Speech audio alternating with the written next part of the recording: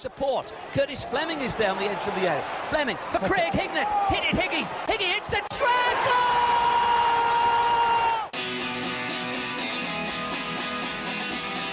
Ravanelli coming alive again. Juninho wants the ball played to him. Ravanelli spots out Emerson!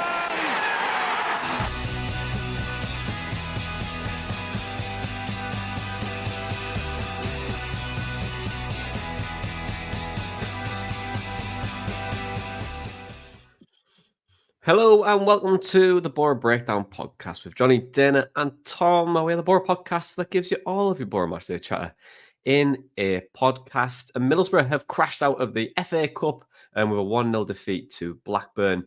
It's the fifth time in 6 years that Boro have went out at the third round, and Andrew Simon helped us add that again.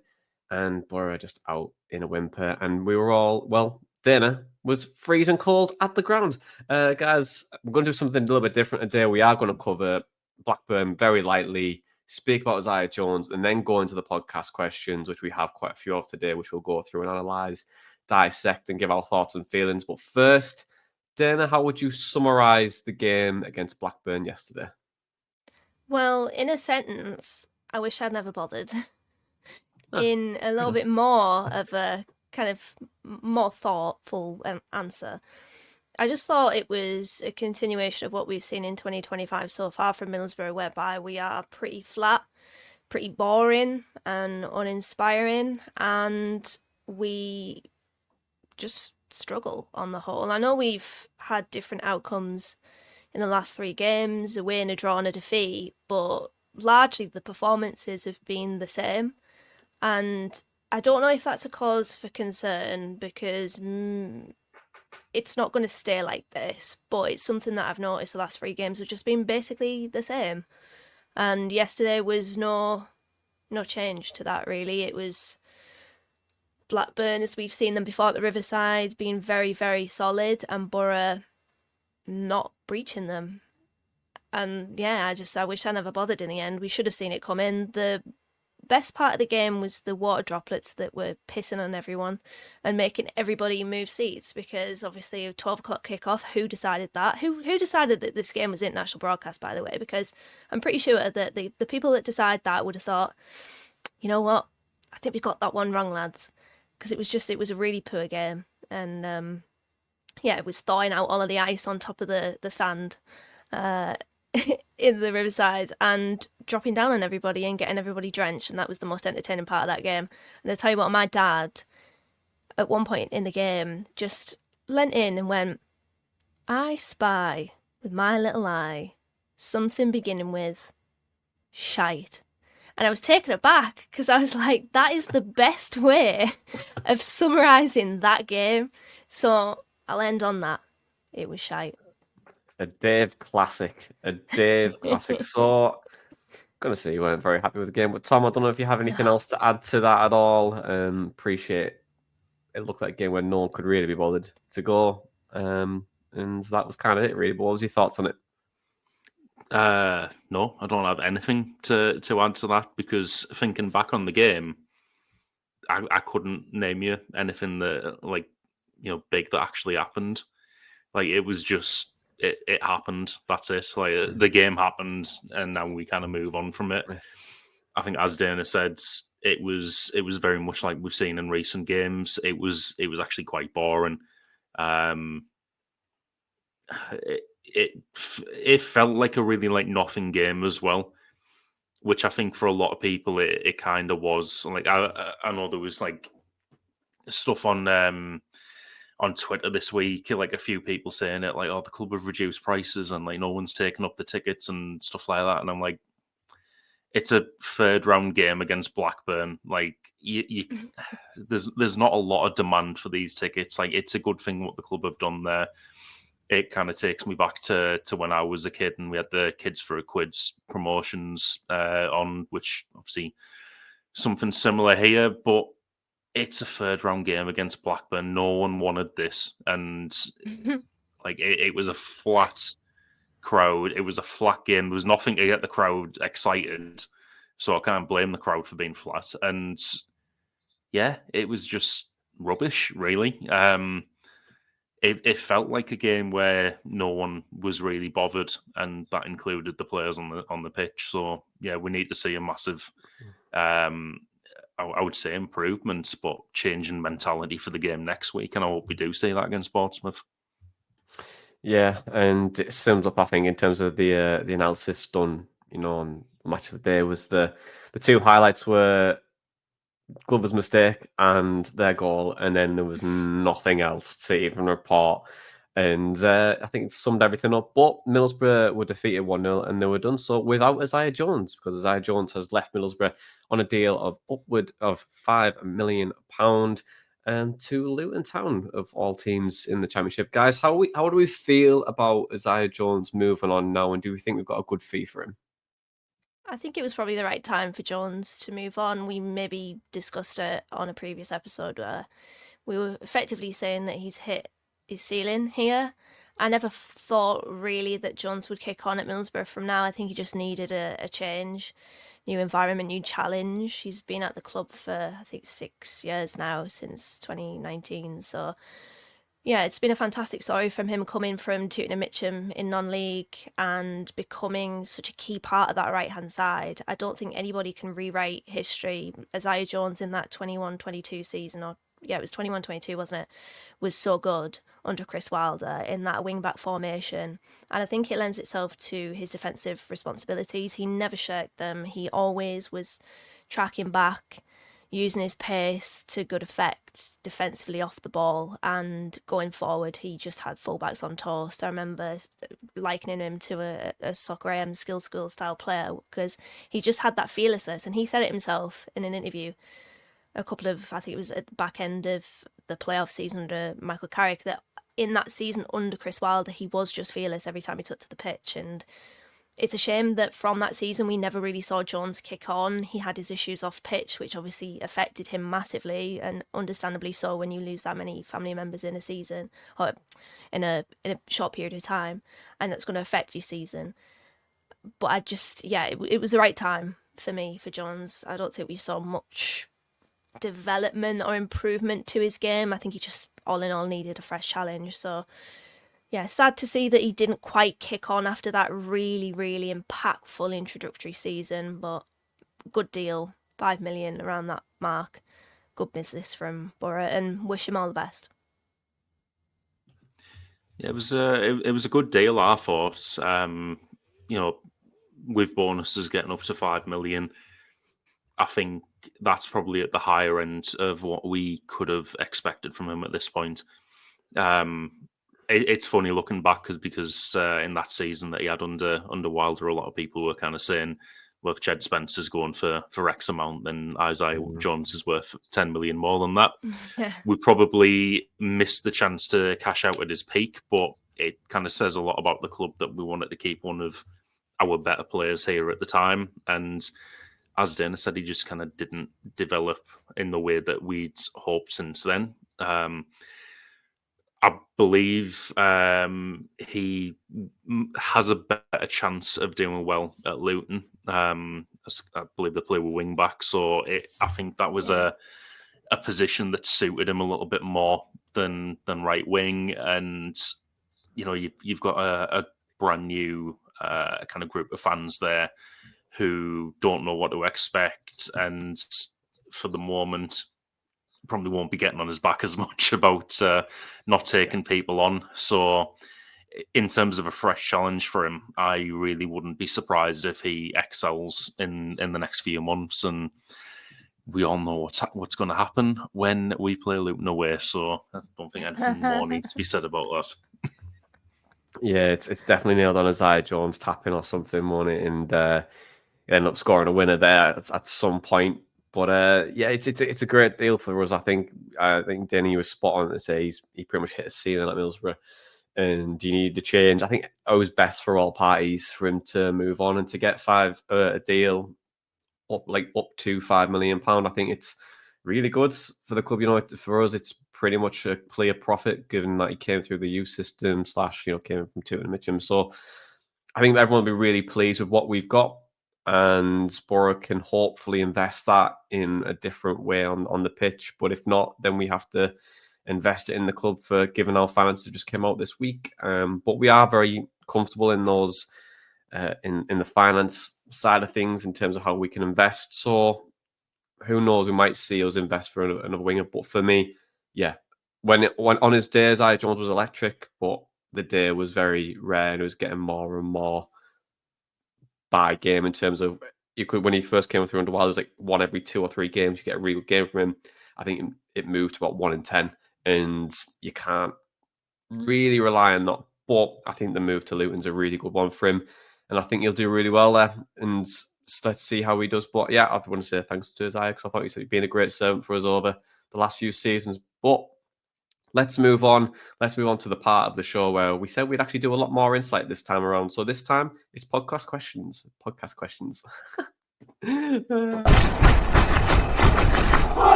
Yes, podcast questions. I've finally got my teeth back in. Every week you get the chance to ask us a podcast question via email, Boro_breakdown, Twitter, Boro_breakdown, or Facebook, or email Boro_breakdown or Boro_breakdown@hotmail.com. The first one is from Rob, and he says, are we a boring team? What system would you play if you had the choice with existing personnel and maybe 1 or 2 signings? So, Dan, I'll come to you first. Are we a boring team, and what system would you play if we had the choice? It's a funny one, actually. It's a funny answer because I think we can be a boring team. It's effectively the downside of playing the way that we do because there is a certain predictability to Boro's play, which is understandable. We know as fans when we go to the Riverside what Boro are going to do on the most part. We know how they're going to approach the game. We know basically how we're going to play and how we're going to try to win. The flip side of the positives, when it goes really well, there is also the chance of it becoming quite badly predictable and quite boring and dull, and we're struggling to really break down a really compact team. I said after the Sunderland game earlier on this season that performance was very boring, and I got a little bit of heat for that, and I understand that because it was a very strong opinion and it was very early on in the season, and maybe it was like etching into bedwetting territory. But I said as well that we've seen it before and we'll probably see it again, and we are seeing it again. The last few games have been boring from Boro, but as I said, that's just kind of the downside to playing the way that we do. On changing the system, or what system would you play if you had a choice? Honestly, even with an addition, it would still be a 4-2-3-1 for me, mostly because of 2 players, Ben Dork and Finn Azaz. You don't take those 2 players out of the team, in my opinion. Finn Azaz is an output machine. He will get double-double this season, no doubt about it, and then Ben Dork is the spark. If you change system, you have to have a number 10 to play Finn Azaz. Is he undroppable? I don't think any player in this team is undroppable, but personally I would have Finn Azaz playing as long as he's fit. Same with Ben Dork. If you switch to a wing-back system, which I actually think we have the personnel to, bar 1 position, which is actually probably a breakable position for this system, it's right wing-back. You do not play Ben Dork there. You do not play Ben Dork wing-back. So I actually think post-Ben Dork, I would quite like to see Boro go back to a 3-5-2, as we saw under Chris Wilder, because I personally like that formation. I like the wing-backs. I like the cover of the 3 at the back. It can be a back 5 if you want to play that. And it can be very attacking. It depends on how you approach it and how you play it. But right now, 4-2-3-1, because of Ben Dork and Finn Azaz, you just can't take those 2 players out of the team. But with an eye on post Ben Dork, I wouldn't mind Boro dabbling in a 3-5-2, but it just has to be that we bring in a right wing back. And it's funny, actually, we were just talking about Jones. He was the perfect right wing back. And yeah, if we can bring in somebody a little bit like Jones, actually, but that can bring about what, as you said there, Johnny, his day more often, then 3-5-2, I think would be a good formation for us, actually. Yeah, I would agree on that one, and similarly in my notes as well. In terms of a boring side, I don't think we are at all. I just don't see it.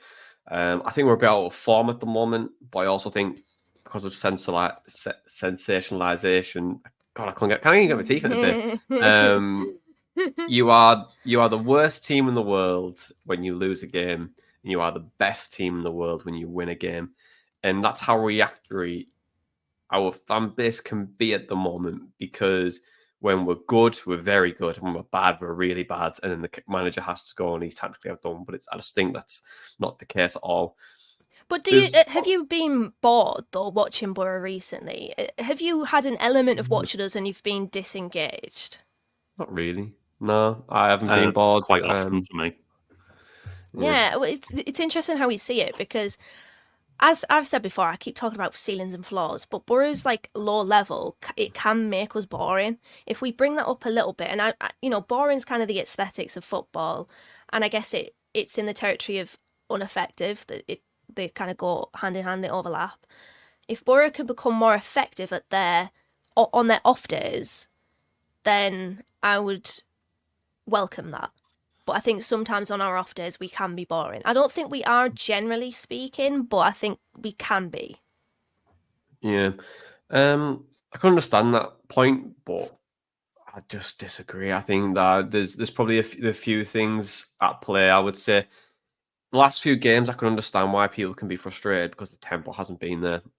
Boro look leggy, and on top of that, we've had big individual errors as part of our season. So people will naturally be frustrated at that. But on the flip side, for a manager's perspective, Carrick's only really had about 1 day a week for the last 6 or 7 weeks to work with the group on real structural changes, ironing out big errors, because really we've had 3 games a week all through December and into January, and now it's only really been a week where we can actually rest some players, get them back up to speed, and you might see a reaction coming up, and we should hopefully see improvements. But to say that, like, I want Carrick to go and all that kind of stuff, I think that's just rubbish. Right now, you don't change your manager now. We're in a good position, and I don't think there's many better managers in the league than what Carrick is in terms of development of what we've done with a lot of players. And we're, not to say, we're very fortunate, but I think we actually are quite fortunate to have a good manager. But I also think that people can always be improved regardless of who you are. But I think right now, we're in a good moment. In terms of system changes, though, I agree with you, Dana. I said that Middlesbrough's squad right now is built for a 4-2-3-1. Yeah. Especially when Jones going, it doesn't really make sense to change. And that, on the other side, can be, well, Boro can't change things tactically because that's how the squad's being built to play a certain way in a certain system, which can make it quite difficult to be adaptable. So you do try and bring in those players to help with that. But also on top of that too, we've had 12 players out injured throughout of December for the most part. So you've had to play the same players 3 days a week. And you're going to get they paid a good amount of money. They shouldn't be bothered if they're tired.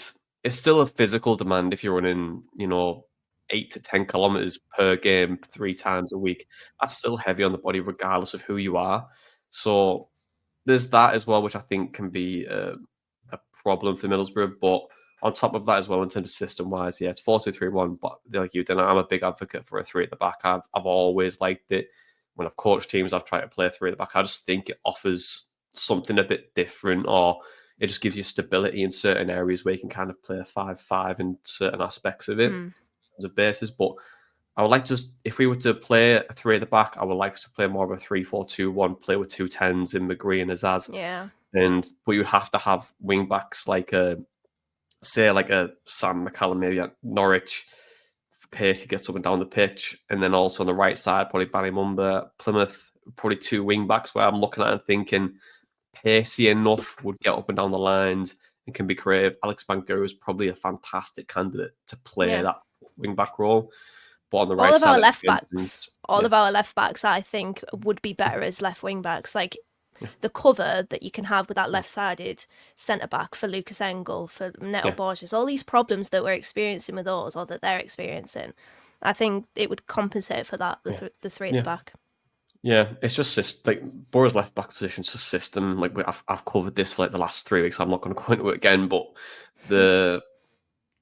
it's just a system error rather than a fundamental. But on the right side, you've only really got Luke Ayling who can play that wing back role, and you would see him pretty much go back to what he did very, very well at Leeds, which we covered in his lowdown video, and get him round his man and knocking the ball at the box. And similarly, where he did a bit of that last year, but then you are relying a lot on on Luke Ayling to play those 2 or 3 games a week, which I just don't think he can do anymore.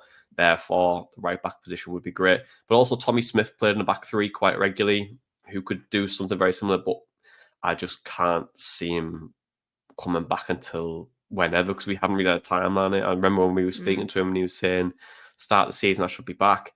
But I know he's had setbacks, therefore we just don't know when he's going to return. But that's how I think we should change things. If we was to change anything, 3-4-2-1, play with 2 10s. But don't know, Tom, if there's anything else you want to add to that, do you think we're a boring team, and what would you change? We've been boring over the last month. Like I say, there's been a lot more times that I can remember going to the Riverside now where I've just felt kind of really detached, and just because I knew what was going to happen. And even when we were 3-0 up against Sheffield Wednesday, I was like, something isn't quite right about this game. And I'm not trying to sit here and say I expected that, but when the first Sheffield Wednesday goal went in, I was just kind of like, this is only going one way at the moment. And as soon as that first goal went in, I did expect them to get the equaliser.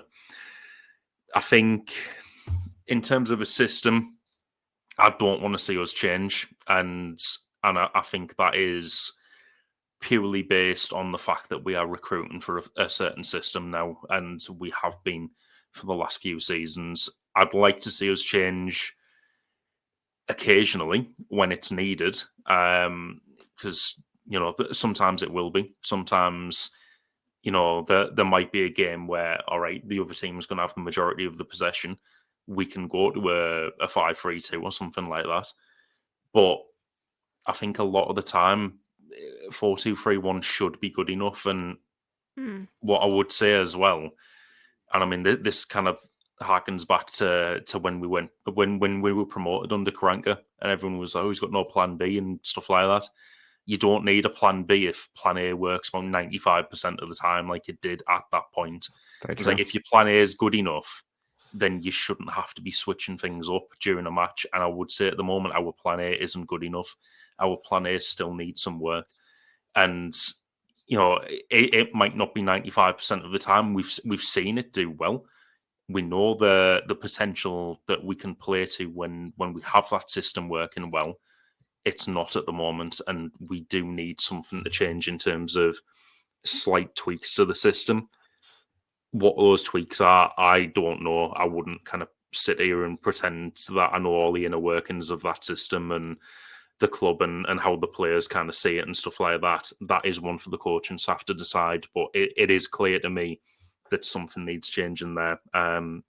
What I would also say is, I might have brought this up last week. I might have just kind of said it in our chat. I was watching the defence warming up before the Cardiff game. It was Woodgate and a couple of the other coaches warming them up. We had a good kind of solid training drill going. We were all maintaining a line. A lot of it was focused on nipping in front of the attacker and intercepting the ball. We were doing well in that training drill.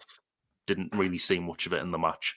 And I would say that in the match, the concentration levels that I saw in that training drill weren't on offer there, because in the match we played our way into trouble for the Cardiff goal, and we also did it another time in that match as well. So I think that's potentially something that we can work on. And to be fair, as much as I said, the game yesterday was not interesting at all and pretty horrendous, there were a couple of examples where we just kind of realised we're not getting anywhere from this.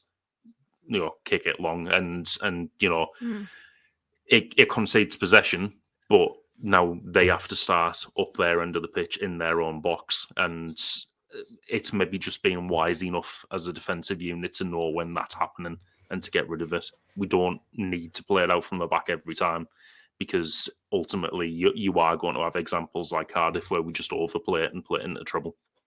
We did create a chance actually from a long ball yesterday. Matt Clark just hit it long. It took, I think who was it? But Leonard, it might have been, tried to intercept it with a headed clearance, and it made its way to Gilbert, and he volleyed it, and it was pushed behind for a corner. But yeah, I mean, that's one of the ways, isn't it? I was just thinking about the three at the back there. I know you said, Tom, we shouldn't have big changes, and I agree with that. I think it's tweaks rather than big billboard changes. I like your 3-4-2-1, Johnny, because I actually forgot Riley McGree existed, which is probably actually due to his performances recently. He's just not been as impactful as we've seen Riley McGree. But I was thinking a 3-5-2. It was more a 3-5-1-1, so you can have Finazaz just behind Laia Lath. But yeah, 3-4-2-1 would be good with the 2 10s, because I do think we still have to accompany Riley McGree in this team if we are going to look at life post-Dork. So yeah. But I maintain my stance of tweaks rather than big wholesale changes. Yeah, that's fair enough. And then finally, on that point of 3-4-2-1, you need your wing backs to really bomb on, because you might be and your striker to get in behind, just because you might cause yourself to play in front of a team, which might make it quite difficult. But Tom, I also echo your stance on Middlesbrough cutting out individual errors by knocking the ball along. I fully agree with that. You need to chop and change it all the time just to cause teams different issues and things to think about. But as we round off now into question 2, and this one's from Dave McNally. He says, if we could make one signing from a championship rival in January to get us promoted, who would it be? I think Ben Sheaf would solve so many problems, brackets, we can not afford him. So make one signing, guys. Dinner, yeah, we'll stick with you then, Tom. I'll come to you first next time around. Who's your one signing? Well, I'm thinking about what Boro need, and I wholeheartedly agree with what Tom said in a previous episode, that we need something in midfield, because I actually went into this season thinking that's a decently packed position on the pitch for Boro. I don't think we need any more signings. But the more that the season's progressed, the fact that we've not really had Johnny Howson to rely upon this season, the fact that Aidan Morris has been injured, and we've been forced with arguably our worst midfield partnership in Barlasser and Hackney. It's made me think we do need somebody in midfield. I think we need somebody that's robust, determined player, isn't afraid of a physical battle and a scrap in the Championship. So I've gone for Goncalo Franco from Swansea, central midfield player. Quite similar off-ball attributes as Aidan Morris of midfielders in the Championship. He's in the top 2% for tackles, top 2% for tackles won, top 6% for dribblers tackled, top 7% for interceptions. His passing stats are inferior to Aidan Morris's, but perhaps that's down to his role in the Swansea side, or even the team's style or quality. But I just think he's one of those players in the Championship that, fair play to Swansea, they've picked him up from Portugal and he's adjusted really well to the physicality of this division. That's what I think Boro need. They need added physicality. We've got a lot of good technical players in the middle of the park. Aidan Morris is the standout player because he adds that little bit of bite, that little bit of controlled aggression where his interceptions, his reading of the game, very good. His tackling, very good. I think we need an extra version of that, essentially, in the middle of the park. But Franco is a player that can do a little bit of everything as well. He's energetic. He could get up the pitch.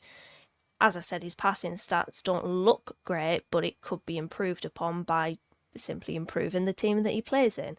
I think he's one of those players that if clever teams in higher divisions are looking at players, they'll pick somebody like him up. Can I see him moving to a Championship side? No. So maybe it is unrealistic. But still, he's the type of profile that I think Boro need in the transfer window. Just that added little bit of physicality, good off the ball attributes. Somebody like that. So my pick is Goncalo Franco from Swansea, central midfield player. Yeah, weirdly when we were off, I was saying to Tom when you had to restart that Goncalo Franco was a player that I was looking at from a position where we can improve on. However, You've been looking at my notes.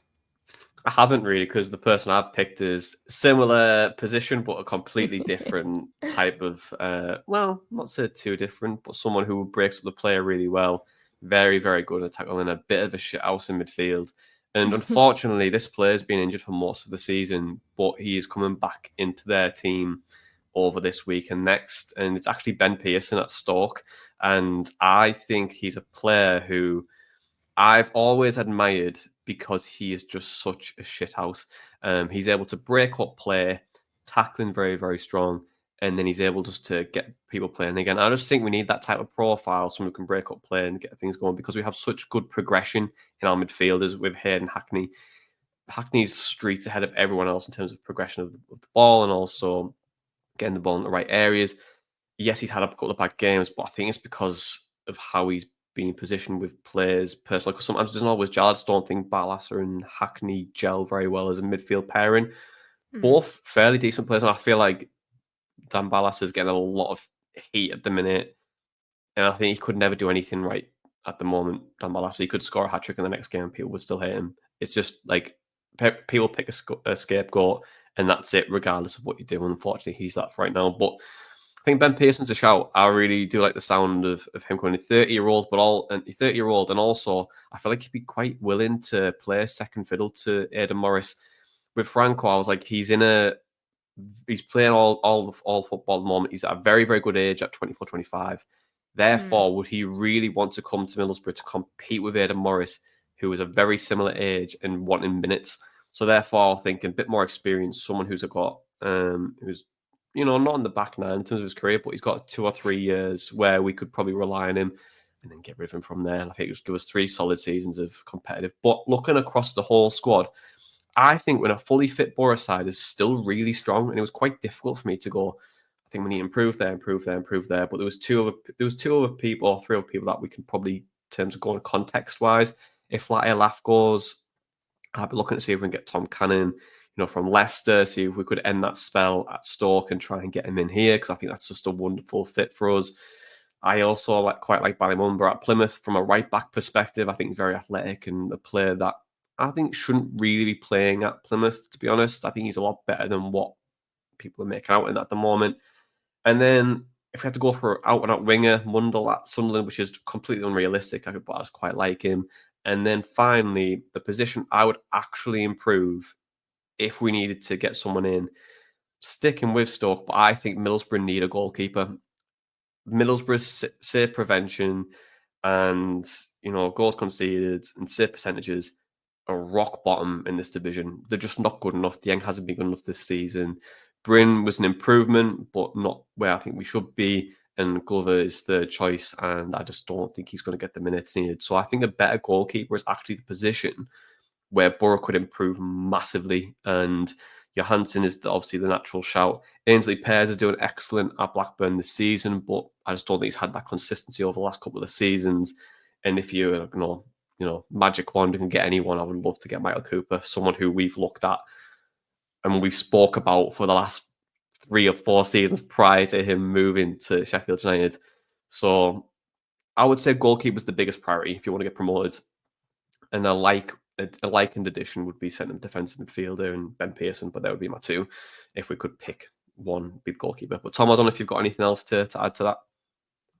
It was a difficult question for me because I think in general there's not too many standouts in the Championship that I would look to for us to sign. I've been kind of on FBref looking at people who might fit. I really liked your Ben Pearson suggestion. I think taking the part of the question where it's like a player that would help get us promoted and someone who would have an impact, and I really hate saying this because I don't think we should go for him, is Ryan Giles. I think because of what he offers, we needed to have a Giles thing to fit in with Boro podcast bingo. But I think just in terms of what he offers, in terms of his crossing ability, it's not anything our other left backs have. But what you've got to take into account there is that we'd then have 4 left backs. Including Bangura, who's obviously not going to play this season, but I don't think the club would make that move and have 4 left backs in a position when we've already forked out to sign Borges before the season started. Then I was looking at Cameron Brannigan as well from Oxford.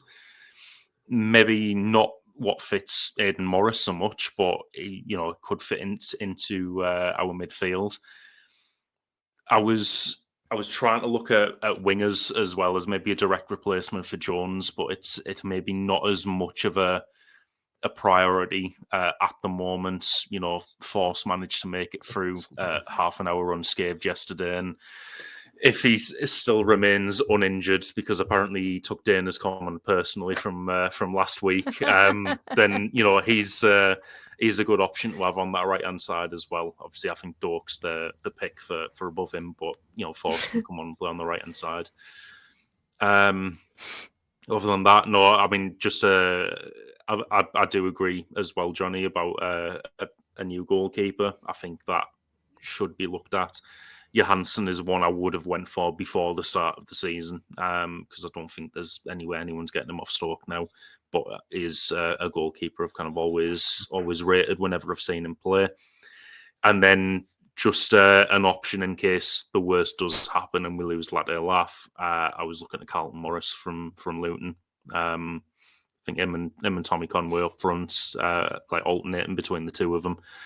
It could be a good option to have. So yeah, I still do think though that we'll be looking outside of the Championship to make these signings, but I think there's only a few players where we can look at them, which is mad because I think looking at the league, probably a lot of people would be looking at our players saying they wouldn't get into our teams and stuff, but there's no one really kind of stands out that I would want. I think we'd be looking from further afield. Yeah, and looking at our transfer links, appreciate not the Championship, but Travers at Bournemouth is being linked with us on loan for the rest of the season, so that could be something of note. And then, yeah, very, very good, a massive upgrade. And then finally, I got a text from Holden back whilst we were podcasting, and he said, "Hey mate, will you guys hurry up and sign Giles, please, so we don't have to deal with him? We're 1-0 down thanks to the fact that he defends like a National League North standard defender." Oh wow! So, well, in terms of profile though, like yeah, you're looking at a left back that is a hub of creativity, you would assume, which is funny because we've not really seen that from any of the left backs post Giles. But because Ryan McGree plays in that half space as like an off-centre number 10, if you will, you kind of need somebody to hold that width there. And Engel does, and to be honest, Engel put in a really good ball yesterday that nobody gambled on. It was just perfect for somebody to just run onto it and smack that top bins, and no one did. So I do think there's potential in Lucas Engel's crossing, which is something that you've spoken about a few times, Johnny.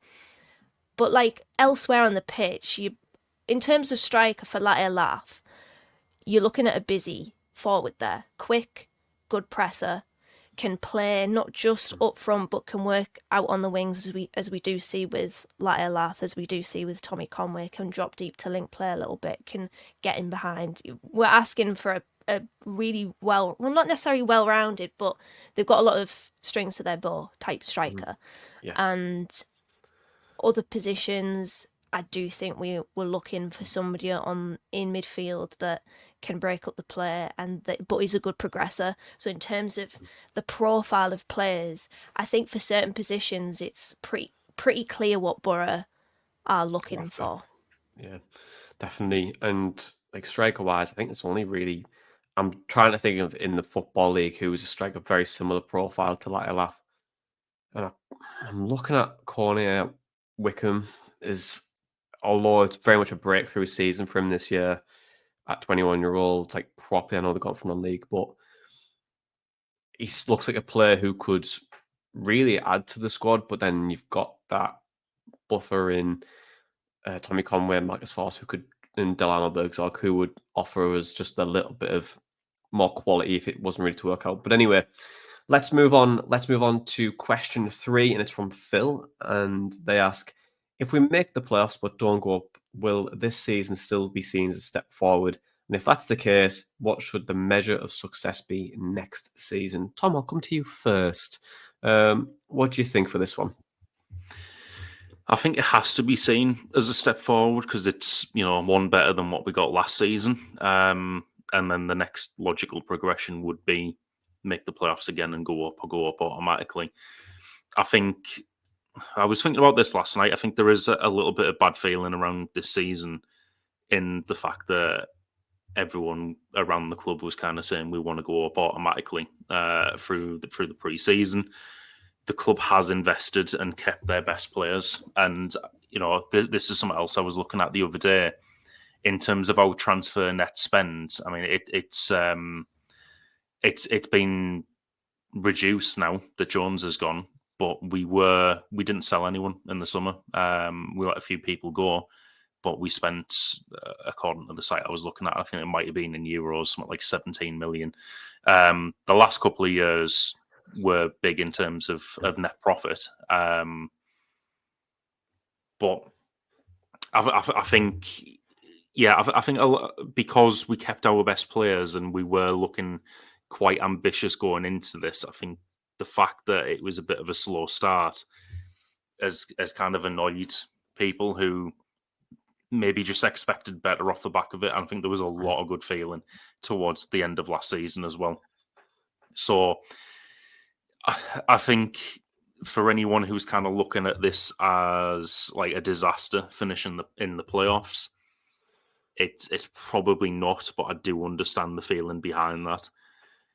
But yeah, I think if we do make playoffs and don't go up this season, we have to be looking at one better next season, or two better if we can seriously challenge for automatic, which is getting harder now with the parachute payment money and how much that's being used by the teams that come down.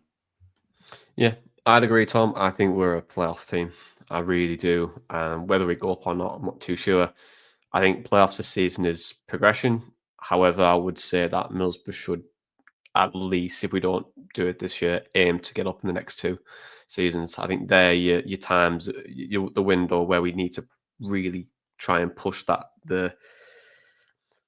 ourselves up to promotion places. Like you said there, it's getting more difficult now. We don't have the firepower what these other teams do, but we are recruiting a lot better, and that really does give us a benefit. But I don't think it's a failure if we don't go up this season. But playoffs should be where we should get to. But Dee, I don't know if you have anything to add to that. Yeah, I think if we don't get playoffs, then people will call it a failure. I think that's maybe too strong a word. I don't really like that word, but I suppose you just answered the question that I had there, Johnny. How quickly do you want that success? Because for me personally, I know it's different to you guys. You guys experienced Boro's halcyon days in the UEFA Cup and the Carling Cup success. But for me, I've only ever seen 2 seasons of Premier League football for Middlesbrough, and we got relegated in both of those. So I've largely seen Boro as a championship club. And although I want Boro to get promoted, and although it frustrates me when we don't play at our full ability, or what I perceive to be our full ability, I can live without Premier League football because I basically have for a lot of my time supporting Middlesbrough. And the best part about getting promoted is the journey that it takes you on, rather than the destination that you get to. Because once you get to the Premier League, it's so difficult. It's so difficult. We would love to be the likes of Forest, of Brentford, of Brighton, to get up there to establish ourselves as a Premier League club, but it's just really difficult. So I'm pretty fine with Championship football. I just want to see really good Championship football. I want to see the first season of Michael Carrick again, essentially. And it did feel like that season was unfinished, that it didn't have its conclusion, the conclusion that we all hoped for and we all expected. But I would say, when I really think about it, it is conflicting because there's frustration supporting Middlesbrough, but when I really think about it, I can deal with no Premier League football. So I'm relaxed on when we achieve it. And then there'll be days where I'm like, I want it now. So it's conflicting. But yeah, I guess when do you want that success? How quickly do you want it? And when is the time that you say, okay, I'm done with this now? Michael Carrick, like, I'm done playing with you now, like Toy Story type thing. Like I don't know. When do you want that success? Yeah, for me, I said like within 2 seasons, I think we should really push for that. However, I think as a goal and ambition, Middlesbrough should be a top 23 club. Be Premier League or in the top 3 in the Championship. That, for me, is where Middlesbrough's ceiling is right now, just due to investments elsewhere.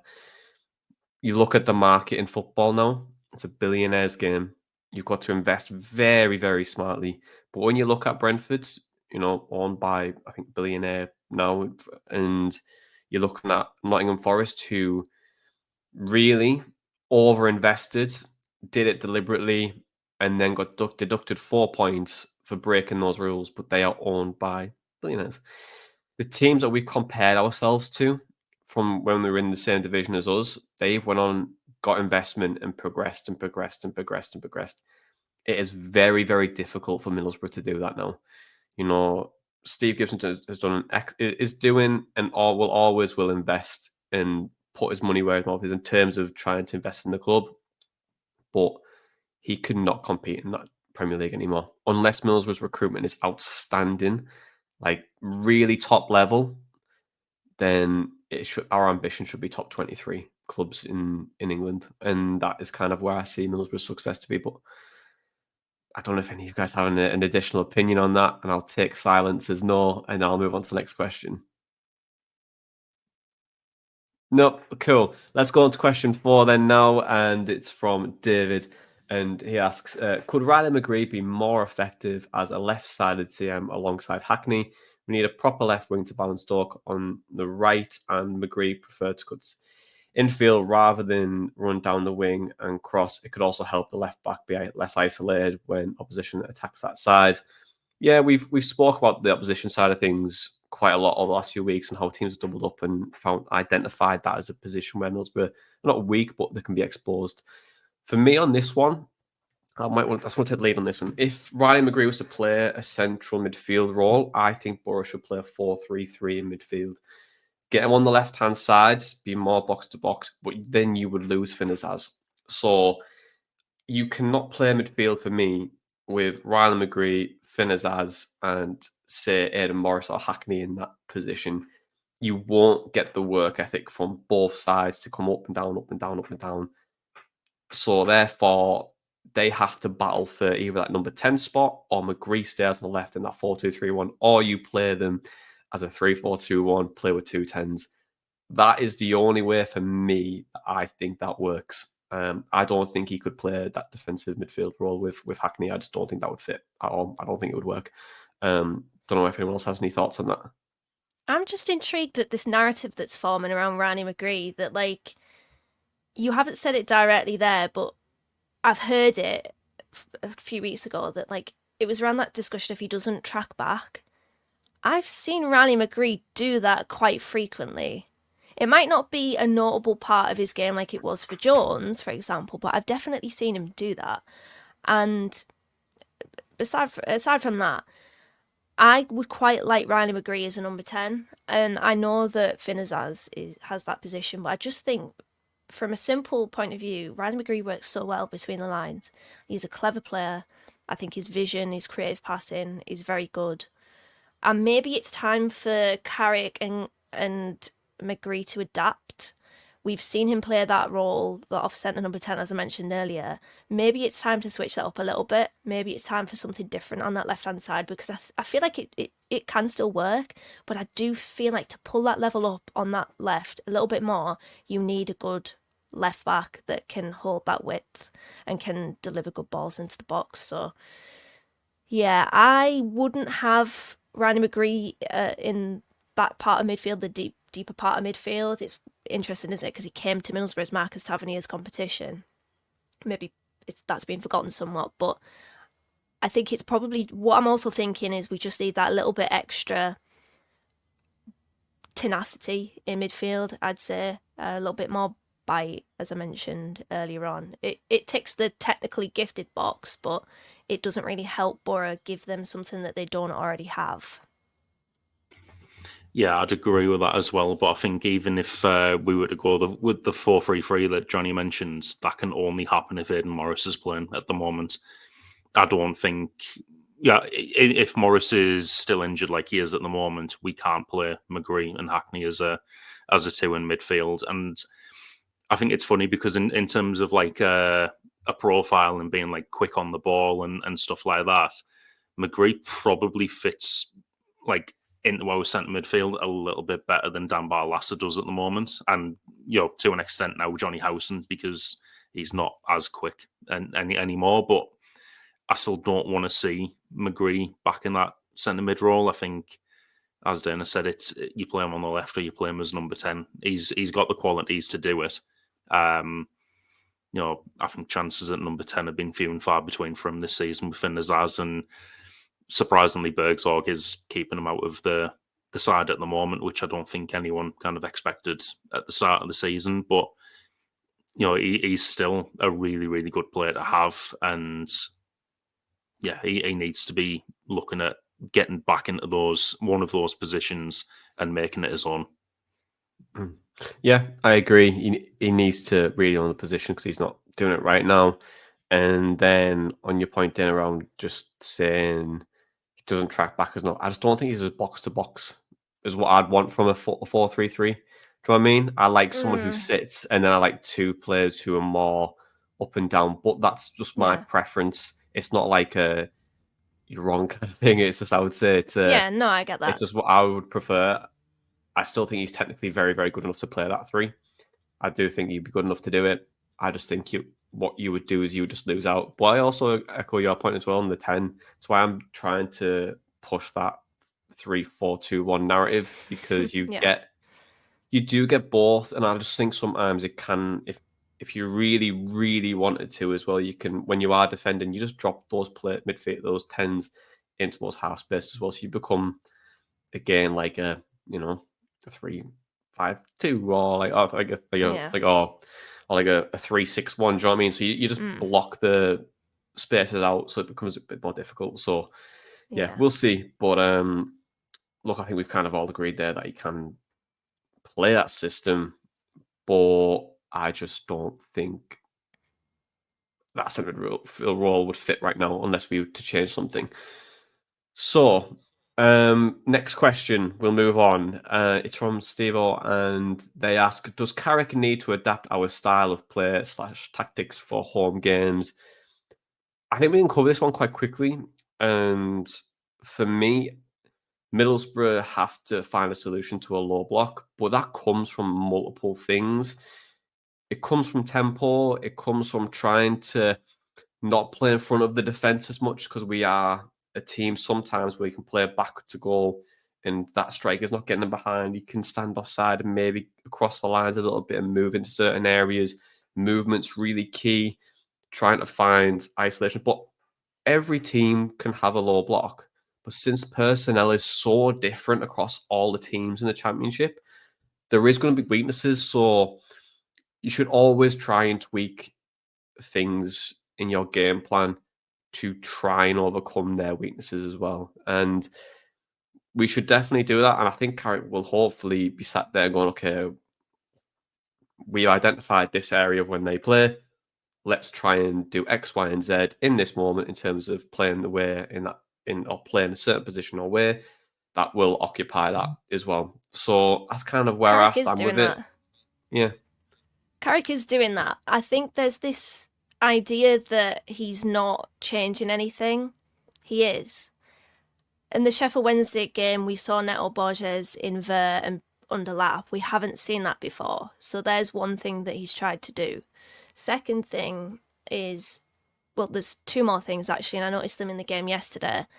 We had Matt Clark overlap a couple of times yesterday. One of them actually ended up in a chance for Riley McGree in the first half where he just snatched a shot wide. And it's something that, at the second time that I saw it, I was like, oh, there's Matt Clark. I forgot that he can overlap, because he did it under Chris Wilder, I remember. He set up a goal, actually, against, who was it? Bristol City, it might have been. Because I remember there was a vlogger, and he was like, that's a centre-half. And he literally put the ball at the box, and we scored from it. So that's something that we can do. And also, we did get crosses in from deep yesterday a couple of times.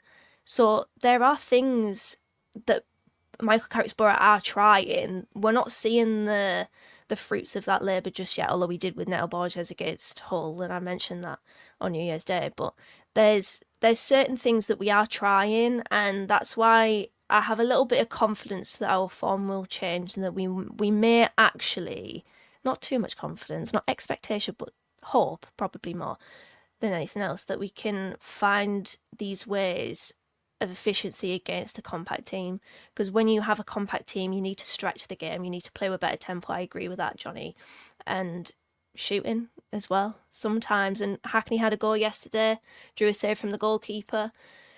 If you are in a position where you just can't get through, force it.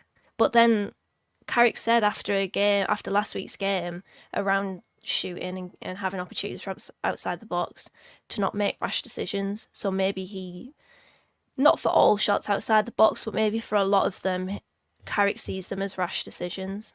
Why don't we just get Lewis Wing back? I'm just kidding. Don't get me on bad Boro takes. It was a joke. So, you know what? I actually saw a TikTok this morning where it was like, oh, I just wish we could have someone who created chances back like this guy. And it was Lewis Wing scoring a 30-yard screamer against someone. I was like, he wasn't a chance creator. He just kind of shot from anywhere. It was like an English Tamor King. What I was thinking in regards to this question was maybe taking something from Karanka's playbook when we went up. And because teams would still come to the Riverside and sit in a low block against Karanka's team there, but I think the kind of key things at that time were, if you're going to be a possession team, let the ball do a lot of the work for you, and secondly, be patient. So it was a lot of passing it around, and I can see why people got frustrated at that time. I remember. Now, I've mentioned this quite a few times on the pod now because this is like a prime example of it that sticks in my mind. There was a 2-0 home win against MK Dons, and it took us until about the 70th minute to break them down. There was a lot of passing around, a lot of trying to break MK Dons down. And I do think at the time there's probably a lot of like, we should be winning this about 4 or 5-0. It's MK Dons and stuff like that. But you let the ball do that work for you. You tire the opponents out and you look for your chances and you take them. And I think in that scenario as well, it's not going to be applicable to every home game, because we have seen some home games this season, like say Luton, where they've come and they've actually tried to play football, and that suits us a lot better. But maybe in those games where you are expecting the team to come in with a low block, personnel changes for us, at least until we score. Maybe and I mean, this is going to sound like it's going to end up on bad Boro takes or something. Maybe you don't start Dork. Maybe you don't start Bergsorg. Maybe in those sorts of games, you're looking at McGree, as Force, all playing behind, say, Tommy Conway, as long as he's fit. People who are, really intelligent, they've got good movement, but their strengths aren't being direct and running at defenders or running through and using pace, because in a low block, you're not going to get that a lot. Maybe in this type of system, you are looking to be a little bit more patient. You get these technically gifted players on the pitch and, probe around and find these gaps. And then eventually when you do make those chances, that forces the other team to open up. Then you can, hopefully make more chances, get another goal, and that's where you bring on the more direct players, because you've already forced this other team to open up, and it's only going to make more chances for those direct players. Yeah, it's a good point that you make. Sorry, Johnny. No, I was going to say, go on. I was going to say, just going to be like, go on. No, you go on. Go on. No, you go. The point of what you were saying there are just around like teams and knowing when and not when to play certain players. I also think on this low block situation that Boro find themselves in is that I think that we're a better away side because teams are not willing enough to play a low block at home. And given teams like to be a bit more advanced and come out a little bit more, like we've seen where Luton obviously came to town, but away from home, a home side crowd does not like their team to play a low block. They don't like it. They'll get on their backs and they'll be frustrated. Therefore, teams are more pragmatic. Therefore, Boro find space, Boro get into good areas, and we pick teams off. And that is the brilliance of how we play. And I think it's sometimes maybe we do a little bit now, kind of don't appreciate it enough. and maybe I'll get done here for sympathiser and all that kind of stuff. But when we're on it, this is one of the best Middlesbrough sides I've seen from a possession-based aspect of it and creating chances. This is arguably one of the best in over the 30 years I've watched us. Maybe it's recency bias or what, but we are so good. When we are on it, we are so good, and we've seen it time and time again under Carrick.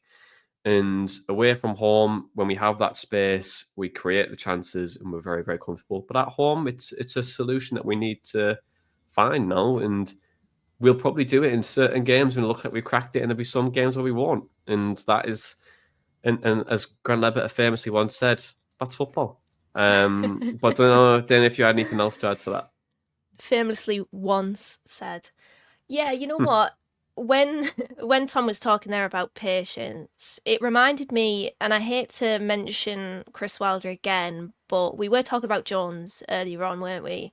And I remember Reading at home, and there was another few examples of this, but this was the main example because it was a good game, and we ended up winning it. Crooks, of course, coming up clutch with the equaliser and the winning goal. But we often passed it from the left-hand side. We circulated the ball around the left-hand side, and then we would effectively bring the opposition to that left-hand side and open up space on the right. And if you watch the goal back, the two goals actually, Boro pass the ball around.